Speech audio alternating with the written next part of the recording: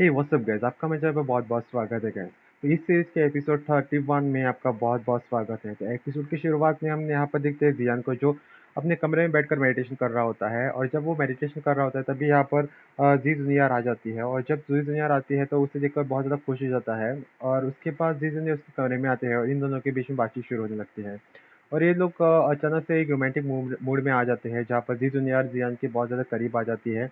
और यहाँ पर जब जी जूनियर कमरे से जा रहे होते हैं तो तब जियान उसका हाथ पकड़ लेता है और उसे अपनी ओर खींच लेता है, और वो दोनों एक दूसरे के बहुत ज़्यादा करीब आ जाते हैं। और यहाँ पर एक रोमांटिक माहौल हो जाता है, जिस पर हम देख सकते हैं कि यहाँ पर ये दोनों एक दूसरे के किस करते हैं, बहुत ज़्यादा करीब आने लगते हैं। जिस पर जी जूनियर बहुत ज़्यादा अनकंफर्टेबल फील करती है और उसे बोलते हैं कि तुम्हें अपने आप को कंट्रोल करना होगा। और वो उसे पीछे ढकेल देती है।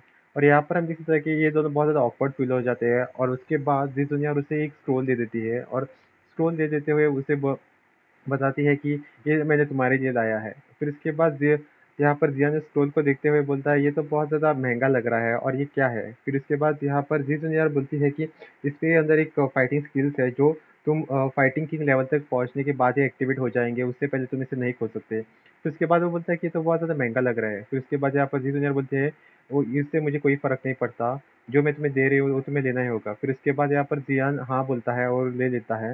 इससे जी जूनियर बहुत ज़्यादा खुश हो जाती है। फिर उसके बाद वो उसे ये भी बोलती है कि तुम इसे फाइटिंग किंग लेवल तक पहुंचने से पहले मत खोलना, क्योंकि उसके बहुत ज़्यादा साइड इफेक्ट भी है, और इससे तुम्हें बहुत ज़्यादा नुकसान भी हो सकता है। इससे जियान हाँ बोल देता है। फिर उसके बाद हम देखते हैं कि ये दोनों के बीच में बातचीत शुरू होने लगती है, जहाँ पर एक दोनों का हालचाल पूछते हुए बाकी चीज़ों की इधर-उधर की बातें करने लगते हैं। जहाँ पर हम देख सकते हैं कि उसी फिर उसके बाद जी जूनियर वहाँ से चली जाती है, शर्माते हुए। और यहाँ पर जियान को ये समझ नहीं आता कि जी जूनियर आज इतना वियर्ड बर्ताव क्यों कर रही होती है। फिर इसके बाद जी जूनियर वहाँ से चली जाती है। फिर जियान दरवाज़ा बंद कर देता है और अपने मास्टर से पूछ लेता है कि तुम आपको इसके बारे में कुछ पता है? फिर उसके बाद मास्टर बोलता है कि मुझे भी इसके बारे में कुछ नहीं पता।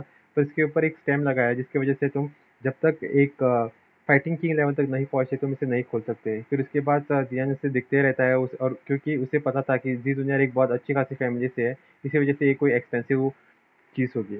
फिर उसके बाद हम देख सकते हैं कि वो उसके बारे में सोचता ही रहता है, फिर उसे कुछ समझ नहीं आता। फिर उसके बाद सीन शिफ्ट हो जाता है, और यहाँ पर हम देख सकते हैं कि ज़ी जूनियर को फिर विंडो के पास खड़े रहकर मून को देख रहे होते हैं। तभी वहाँ पर मिस्टर लिंग आता है, और मिस्टर लिंग आकर उसे बोलता है कि वो स्क्रोल तुम्हारे पापा ने तुम्हारे लिए बनाया होता है, और वो तुम्हारे लिए बहुत ज़्यादा सूट करता था, और इसी वज़ह से तुम्हारे पापा ने तुम्हारे लिए दिया था। तो इसके बाद यहाँ पर जी जूनियर बोलती है कि अभी तो उसके लिए सूटेबल बंदा सिर्फ़ जियान ही था, इसी वज़ह से मैंने उसे दे दिया। तुम इसके बारे में किसी और को मत बताना, और अपने तक की बात रखना। फिर उसके बाद यहाँ पर मिस्टर लिंग वहाँ से चला जाता है। फिर इसके बाद हम देख सकते हैं कि जियान अभी भी उसी स्रोत के बारे में बात कर रहा होता है, और उसके बारे में सोच रहा होता है। और यहाँ पर जियान को हम दूसरी तरफ देख सकते हैं, वो अभी भी जियान के बारे में सोच रही होती है। फिर वो उसका अच्छा चाहती थी, इसीलिए उसी के बारे में चिंता करती रहती है दिन भर। अगले दिन हम देख सकते हैं कि जियान जुनियर के पास आता है और उसे पूछने लगता है कि तुमने मुझे सवेरे क्यों नहीं उठाया। फिर उसके बाद वो बोलती है कि तुम आराम कर रहे थे, और तुम्हारा आज बैटल भी है, इसी वजह से मैंने तुम्हें उठाना जरूरी नहीं समझा। तो उसके बाद वो बोलता है कि ये बैटल और सब कुछ तो बाद में आते हैं, मेरे लिए तो सिर्फ तुम बहुत ज़्यादा ज़रूरी हो। यहाँ पर हम देख सकते हैं कि इन लोगों के बीच में एक रोमांटिक सा मोमेंट आ जाता है। तभी यहाँ पर जियान आ जाती है।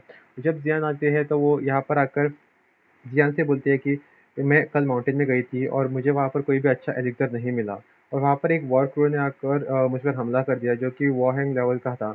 और उसका डॉलिंग लेवल पर होने की वजह से उसने मुझ पे कड़ा मुकाबला कर दिया, पर मैंने भी उसे अच्छा मुकाबला देते हुए उससे अच्छी फाइट की, और आखिर में वो मुझसे डरकर भाग गया। और अच्छा हुआ भाग गया, वरना तो मैं उसकी चटनी बना लेती। फिर यहाँ पर वो ये भी बोलती है जियान कि अगर तुम मेरे साथ रहते तो मुझे उससे हराना अच्छा लगता था। फिर यहाँ पर वो जियान उस छोटी लड़की को चिढ़ाते हुए बोलता है कि अच्छा हुआ कि मैं वहाँ पर नहीं था, वरना मैं उस ताकतवर बीस का कैसे सामना कर पाता। फिर तभी यहाँ पर लिंजिया आ जाता है, और लिंजिया आकर जियान का मजाक उड़ाने लगता है और बोलता है कि अच्छा होगा कि आज अगर हम दोनों की फाइट ना हो, मैं नहीं चाहता कि मैं अपनी एनर्जी तुम पर वेस्ट करूँ। फिर उसके बाद हम देख सकते हैं कि इन दोनों के बीच में एक गुस्सा सा माहौल हो जाता है, जहाँ पर हम देख सकते हैं कि जियान बोलता है कि हाँ, मैं भी तुमसे फाइट नहीं करना चाहता, अगर जो कि मैंने आज तक का जो रिकॉर्ड बनाया हुआ है लोगों को हराने का, जो वो शायद आज टूट जाए। और यहाँ पर हम देख सकते हैं कि जब जिया जियान का मजाक उड़ा रहा होता है, तभी यहाँ पर जिया आ जाती है और उसे बहुत ज़्यादा गुस्सा आ जाता है, और बोलता है कि कौन है ये जो जियान को हराने की बात कर रहा है। और अगर तुमने ऐसा बात की तो मैं तुम्हारे मुँह तोड़ दूँगी और तुम्हारा बुरा हाल कर दूँगी। और ये सब सुनने के बाद यहाँ पर जियान उसे शांत कराते हुए बोलता है कि तुम आजकल बहुत ज़्यादा बदतमीज़ होती जा रही हो, तुम्हें बड़ों से ऐसे बात नहीं करनी चाहिए। ये सब देखने के बाद लिंजिया बहुत ज़्यादा हैरान हो जाता है और बोलता है कि ऐसे पावरफुल लोगों के साथ जियान का अच्छा खासा रिश्ता है। और दूसरी तरफ हम देख सकते हैं कि यहाँ पर जियान उस बच्ची को शांत कराते हुए बोलता है कि तुम्हें चुप रहना चाहिए और बड़ों से ऐसे बात नहीं करनी चाहिए, पर वो तो बहुत ज़्यादा गुस्सा हो गई थी। दूसरी तरफ हम देख सकते हैं कि एल्डर आकर यहाँ पर अनाउंसमेंट करते हैं कि आज सिर्फ 13 लोग ही बचे हैं और उसमें से 6 को हम लोग सिलेक्ट कर देंगे और जिसमें से 3 को डिस्क्वालीफाई कर दिया जाएगा और अगले दिन ये 7 लोग उन 3 लोगों के साथ कड़ा मुकाबला करेंगे। ये सब सुनने के बाद सभी लोग यहाँ पर ध्यान से देखने लगते हैं और बातें सुनने लगते हैं। फिर उसके बाद एल्डर आगे आकर स्टिक्स को उठाने लगता है। जहाँ पर पहला मुकाबला होने वाला होता है यंग हाओ और केन माओ के बीच में। यहाँ पर हम देख सकते हैं कि केन माओ उसका जो विन एट्रीब्यूट होता है जो बहुत ज़्यादा स्ट्रांग होता है और पिछली बार उसने एक बंदे को हराया हुआ होता है। दूसरी तरफ हम देख सकते हैं कि येन हाओ के पास हथौड़ा होता है और वो हथौड़े से के सभी विन एट्रीब्यूट मूवमेंट्स को कड़ा मुकाबला दे रहा होता है। दूसरी तरफ हम देख सकते हैं कि यहाँ पर केन माओ भी अपनी विन एट्रीब्यूट की मदद से उसको एक कड़ा मुकाबला देते हुए उस पर अटैक करते जा रहा होता है और यहाँ पर येंग हा भी अपनी हैमर की मदद से उसके सभी अटैक्स को डॉज करते हुए उसे रोकने की बहुत ज़्यादा कोशिश करता है। दूसरी तरफ हम देखते हैं कि वो बंदा येंग हा पर बहुत ज़्यादा भारी पड़ रहा होता है और येंग हा भी उसे अपनी हैमर की मदद से उसके सभी अटैक्स को रोक लेता है और उसके सभी विंग एट्रीब्यूट्स को तोड़ते हुए उसके उसी की तरफ फेंक देता है, जिससे कि वहाँ पर बहुत बड़ा ब्लास्ट हो जाता है और वो बंदा दूर जाकर गिर जाता है, जिसकी वजह से हम देख सकते हैं कि वो फिर से उठकर मुकाबला नहीं कर पाता और इससे यंग हाओ जीत जाता है। और अगला मुकाबला होने वाला होता है उस छोटी बच्ची जियाओ और किंग जन के बीच में। और जब ये अनाउंसमेंट होती है तो सभी लोग राहत और फील कर लेते हैं क्योंकि उनको अब जियान से मुकाबला नहीं करना होता है और यहाँ पर वो छोटी बच्ची बहुत ज़्यादा खुश होती है क्योंकि उसका मुकाबला होने वाला होता है। दूसरी तरफ हम देख सकते हैं कि वो उसका जो अपोनेंट होता है वो अपना पेट खराब होने का नाटक कर लेता है क्योंकि उसे उस बच्ची के साथ नहीं लड़ना था क्योंकि वो बहुत ज़्यादा स्ट्रांग होती है।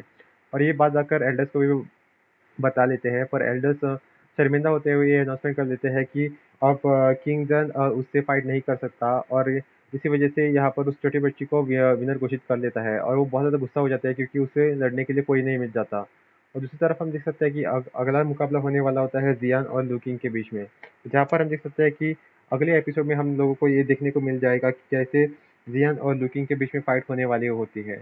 और इसी के साथ ये एपिसोड यहीं पर खत्म हो जाता है गाइस। देखने के लिए बहुत-बहुत शुक्रिया और अगर आप हमारे चैनल पर नए तो प्लीज़ जाकर सब्सक्राइब करिए क्योंकि सब्सक्रिप्शन फ्री है और ता ताकि जब भी मैं इसका अगला एपिसोड अपलोड करूँ तो आपको इसके बारे में पता चल जाएगा।